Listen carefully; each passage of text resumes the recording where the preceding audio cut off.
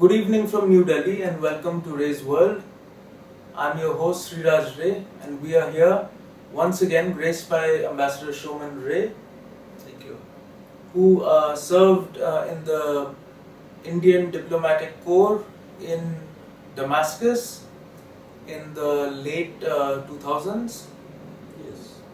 And today we are here to discuss the very important developments in Syria after the outset of Bashar al-Assad and the new government of Ahmed al-Sharaa and the second administration of Mr. Donald Trump, wherein in his first foreign policy tour in the Middle East and in this tour in Saudi Arabia, he announced the very important lifting of economic embargo on Syria. Along with this, the European Union and other international embargo has also been announced to be lifted from Syria. So, Syria has undergone a lot of trouble. 50 years of the Assad family rule and almost 14 years of civil war in Syria, and the economic embargo on Syria was more severe after the coming of Bashar al-Assad. And finally, the United States and its European allies have decided to lift the embargo on Syria. So today we are, and it's yet to be implemented because obviously there are many conditions on the implementation of the lifting of sanctions in Syria. So today we are here to briefly discuss about that. One major factor in this is that the Syrian National Bank will be reunited with the international SWIFT system in Syria, and also it will and this will result in the attraction of foreign investment into Syria. So I'd like to ask you, sir, what are the major implications and what are the major sectors that will be affected by the lifting of sanctions? Before starting the discussion on the issue he touched upon, that is the lifting of sanctions from Syria, let us first tell the viewers what are the sanctions presently imposed on Syria. The first set of sanctions were imposed on Syria immediately after the Gulf War in 2003. In fact, the Syrian Accountability Act. In fact, yes. Syrian Accountability Act 2003. It was December 2003, before the Senate went into recess. This was Bush Jr. Bush Jr. in 2003 December. To be very precise, it was signed on 24th of December in 2003. But the sanctions were imposed on 11th of May, if my memory was correct, 2004 May 11th, 2004, on sanctions on Syria. Then it continued, but that was a US sanction. EU and other Western countries did not participate in that sanction, did not put any sanctions on Iran. Now, when the civil war started in Syria, 2011 February to be very precise, human rights were abused and started being abused, and Bashar al-Assad started using all possible draconian measures to silence the protesters. And this was following the Arab Spring. That was immediately following the Arab Spring. It was, you can say that it is an offshoot of the Arab Spring. Right. In fact, it was started as a non-violent movement, and ousting of Bashar al-Assad was not on their agenda. Right. When Bashar al-Assad started imposing heavy-handed measures on the peaceful demonstrations in Daraa, in the east, it spreaded all over the country. but he used a lot of brutal force to put Lot down, of brutal force in the course of time. which was criticized. It But was not criticized, really required. he even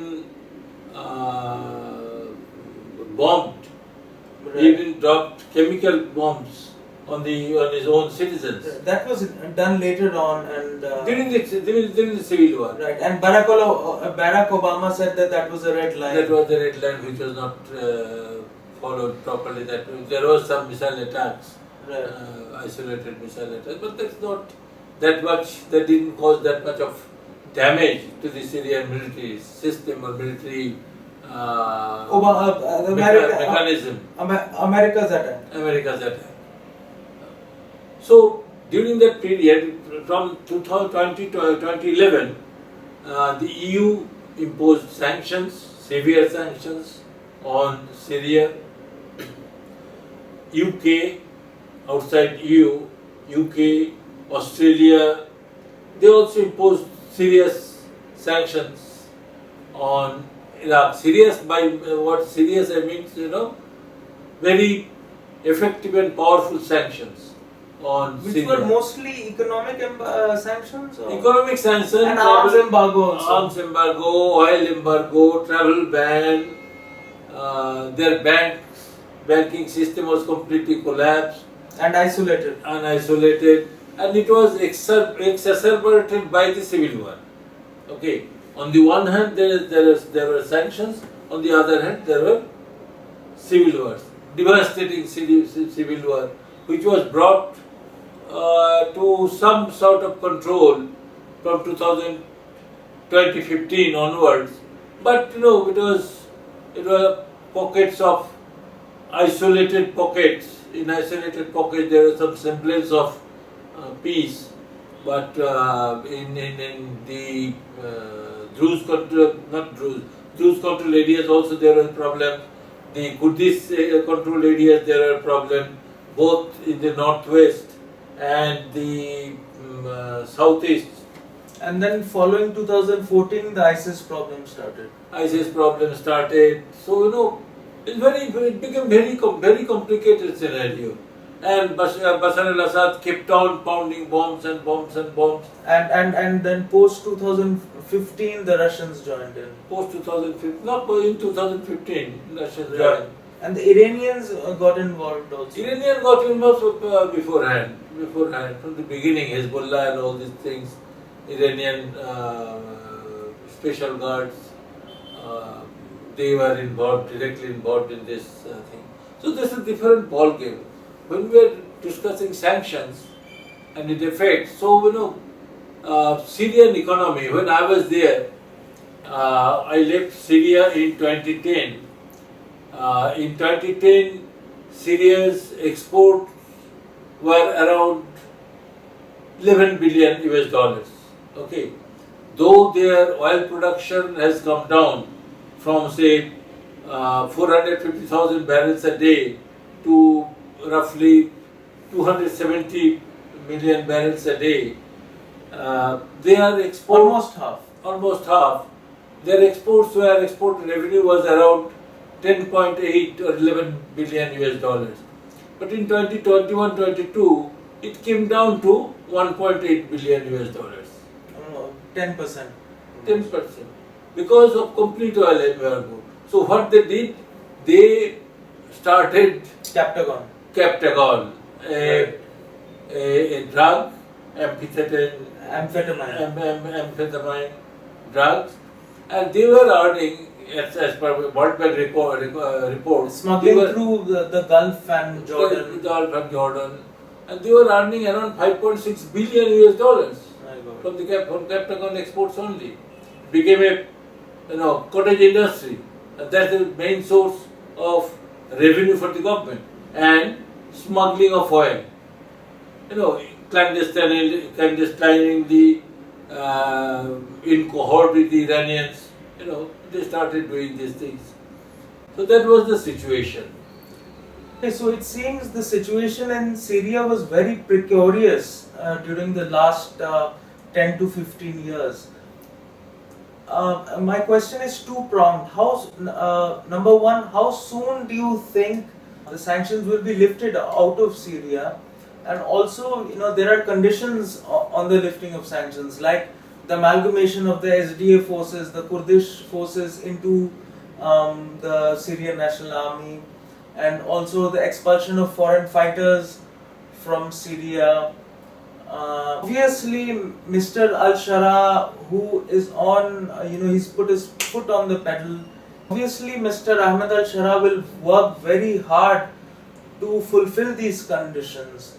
But, given your extensive experience in diplomacy, practically, how soon do you think the sanctions will be lifted from Syria and its implications?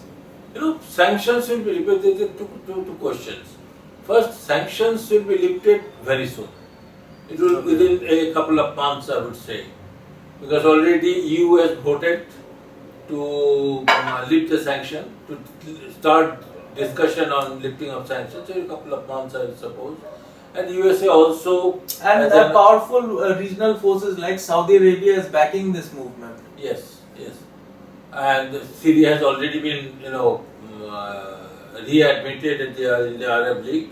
So, but that was during Mr. Bashar al-Assad's time. So they have been trying to, the mainstream Muslim countries do not want, their Arab countries do not want to suffer the Syrians for too long.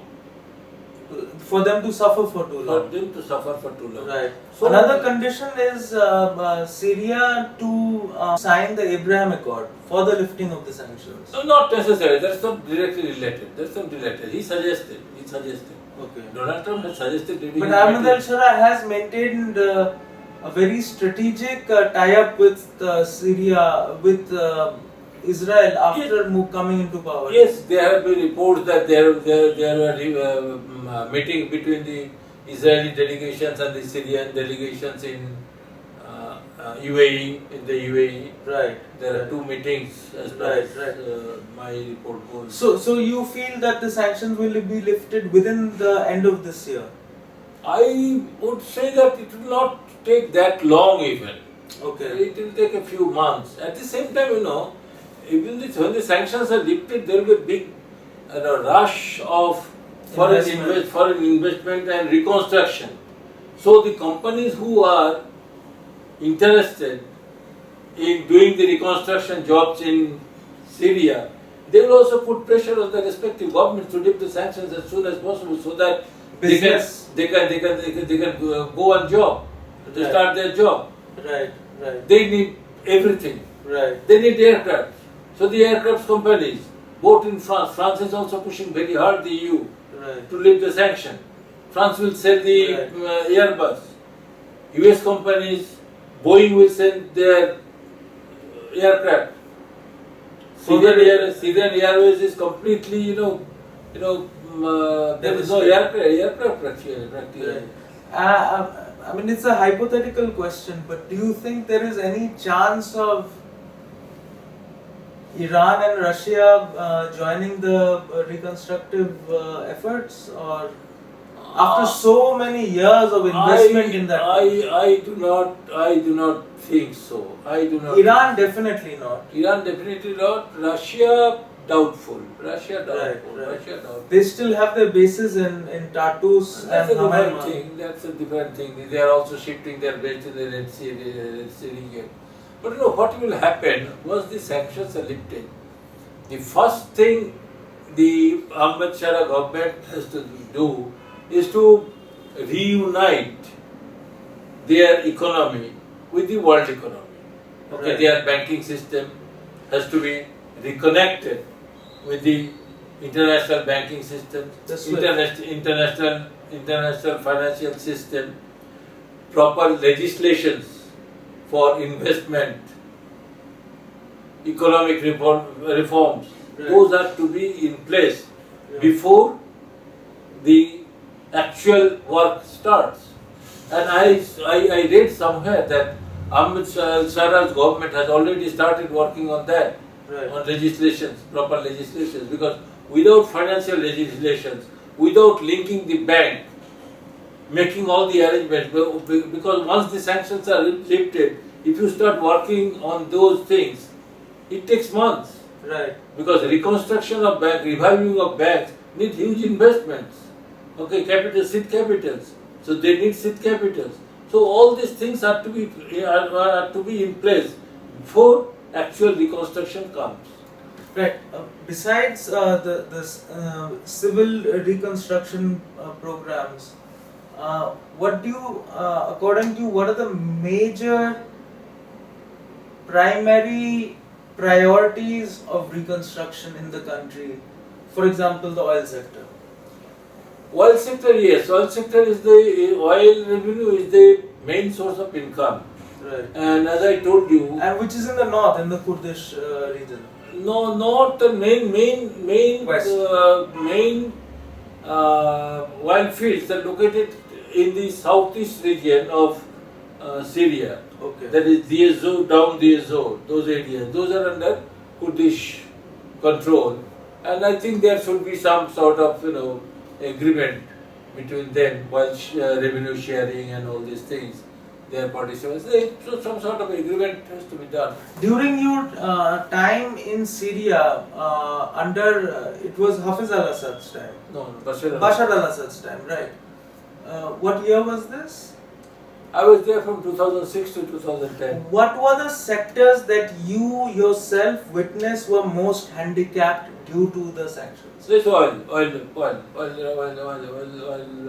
sector. Right. Because they need investment for and technology for recovery of more oil. Because they have reached a level that for recovery of more oil, you need more investment and more technology, which under sanctions they are not allowed to bring in. Right. Then drilling. Drilling is a very expensive affair. Drilling of oil wells. So Iraq has got good. Syria has got good oil reserve in the in the areas bordering Iraq. Okay. So that whole region along the Euphrates River has to be explored. So it seems that would you say that this is part of Donald Trump's broader foreign policy push, as we have discussed in previous episodes, where he's trying to make deals in Russia, Ukraine, and Democratic Republic of Congo, and now Syria, with respect to rare earth minerals and petroleum, for example. Yeah, there will be American companies. American companies will definitely get preference over American companies, British companies, French Total. They will get the preference. They will certainly get the preference in the oil sector. Another sector which is very important and needs investment, mainly investment, not technology, is agriculture. Okay. Agriculture sector, because Syria agriculture is famous. Syria was a breadbasket. Okay, so agriculture is another sector. Hospital is another sector which is in dilapidated condition. After so many years. Telecommunication, another sector. Roads, bridges. Syria has got excellent highways. Right. Okay, expressways, they call it expressways. M1, M2, there is motorway, M1, M5. So, bridges, roads, everything is damaged. So, to me, first, as you very rightly say, oil infrastructure. Secondly, oil sector. Second, I would say agriculture. Then roads, bridges, schools, universities, hospitals, telecommunications. These are the many areas. And also within the agricultural sector, I think there is a huge potential for processing units, because Syria is producing a lot of agricultural raw material produce, like olives and apricots and dry fruits. Yes, very true. Syrian olive oil. In fact, olive went to olive saplings or olive culture, cultivation of olive culture, traveled from Syria to the Mediterranean, Right. Spain, Italy at a later stage. Right. Later stage. So Right. Syria is the original, I would say, the birthplace of olive, Right. Right. the whole of that region. Right. Then they have got almonds, Right. okay, Apricots. apricots. There are so many dry fruits, so many fruits there. So those fruits could be cash crops. Right. Those food could be cash crops. Right. Briefly, do you see the Indian market and Indian business opening up with Syria? Oh, why not? India can import. First, India can also. And what is the traditional commercial relationship between India and Syria? India and Syria has got reasonably good around. When I left Syria, bilateral trade was around 750 billion US dollars. Okay. So it's not inconsequential. So it was good. It was improving, and Syria has got another industry. We forgot. Syria has got two industries which are famous in the Levant. One is pharmaceutical industries. Okay. Syria manufactures excellent medicines. B, textile industry. Okay. Okay, those two industries have to be revived. Okay. Okay. Then there is another corollary, is that large number of Syrians, they stay abroad. Okay, and some of them are very rich, Right. doing business in the Gulf, in Europe, Europe, in USA. They are facing trouble in sending money Right. back home. Okay, so they were sending money, but through black markets, and in the process of carts and tax charges, they used to lose 1/3 of their money, of their value of the money. Okay, so that will be one's banking channels. Hawala system. Hawala system. One banking channel opens up. It will be very helpful for those for those repatriates, expatriates to send money. Right. Another thing I would like to say, that the Syrian refugees. Syria is a country which has got largest number of refugees. Syria has got a population of $25 million, 25 million people. Okay, 25.6 or something like that. Okay, out of that 6.8 million Syrians are living in foreign countries as refugees. Right. Out of that 1.6 million are in Turkey. Lebanon. Lebanon. Okay. Turkey, there are 2.8 million or so. They are living in squalor. Right. Okay, economic condition of Lebanon is very bad. Of Turkey. Of Turkey is Lebanon is very bad. Okay. So they do not have any employment. Right. In Turkey also situation is not good. They are living in ghettos practically. So if the situation improves, when they think that it's a time for them to come back, not only the exodus, which is a serious menace for the Western countries, mainly European countries, that will stop. In fact, they will start coming back to their homeland once this situation normalizes. And another positive implication of the ending of the civil war in Syria and the ouster of Bashar al-Assad and the the new incarnation of Abu Muhammad al-Jalani, who is now Ahmed al-Shara, and the positive steps of the Donald Trump administration with Ahmed al-Shara and European Union, and of course Turkey is there, is that Syria can be made into a model, democratic model in the Middle East and Levant region in terms of democracy and sort of pro-West freedom country. because as Donald Trump, he's made all the conditions that we mentioned for the lifting of sanctions. He can be pressured to implement pro-Western policies, Of course, I think that it depends on and several it factors. seems that he will. There are some. I suppose that, as you rightly say, that I suppose that Syria will be. He's taking all the positive steps. Albeit there were a lot of violence in the Tartus No, region. that's what I'm saying. That provided, and this is very important, the relation with Israel comes to an understanding, because they are already occupied almost half of southern They are all at the Syria, border of at the Damascus. border of Damascus. That point is there. Then the Kurdish issue is still there. It has not been solved.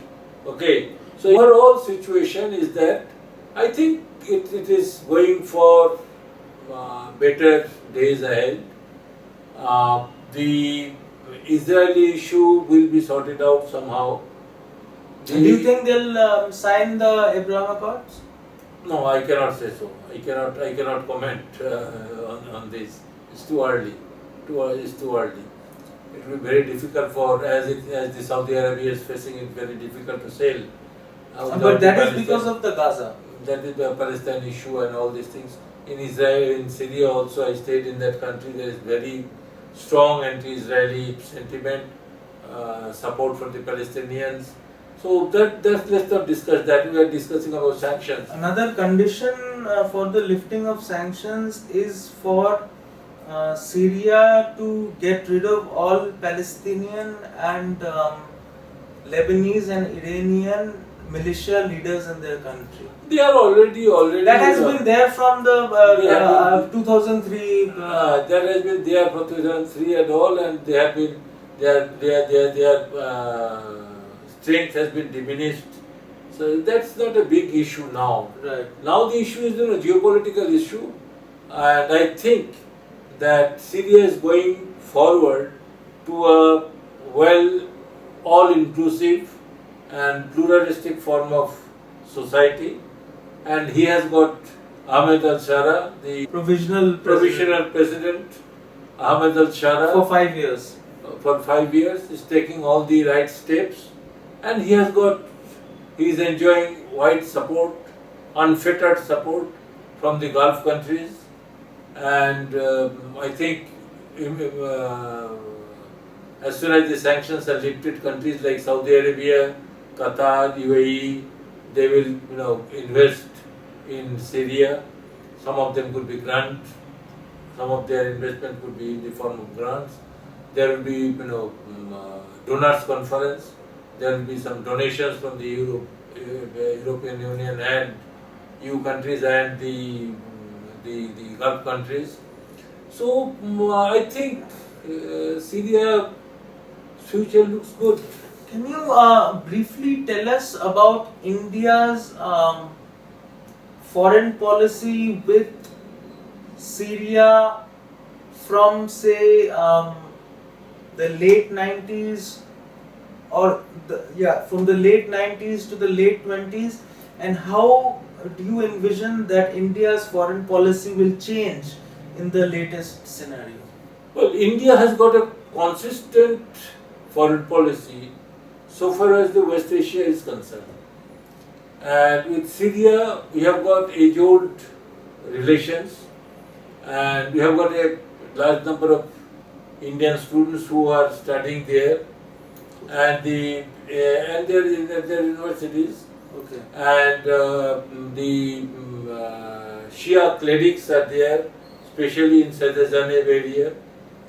So Indian Shia students go to Syria for theological studies, and Syria is an important place for religious pilgrims, right. pilgrimage. Okay, so India has got and India's relation. Bashar al-Assad did come to India. Okay, when I was there. So India's relation with Syria is are on even keel. And I think that with the new government in power, things will improve for better. We can import so many things from there, and we can also export so many Right. things from both traditional and non-traditional goods and services to them. Indian technology, in fact, we have offered, and one of the Indian companies, Himalayan Petroleum, I suppose, they were also involved in the exploration of oil there. So Okay. Indian So there's a oil good company, chance for Indian oil companies to revive business in Syria. of course, they had business in Syria, so they Right. will, and Indian technology is very effective in recovery of oil. Right, right. So, folks, as per latest developments in the Levant region in Syria, with respect to the new Donald Trump administration and his power moves in the region and his deal making attitude, it seems that the future is looking bright in Syria. Also, vis-a-vis Mr. Ahmed al-Sharaz new avatar and his pro-Western and his pro-developmental and his all-inclusive sectarian attitude, it seems that the future is looking bright in Syria. Let us hope that the economic embargo, the US economic sanctions in Syria are lifted very shortly. The the European Union has already done so, has already made significant moves in this regard. So, in my considered opinion, I think Syria is on the right path of regaining its old glory. It has got a glorious past. It was the uh, first Muslim caliphate outside Saudi Arabia, the Umayyad dynasty.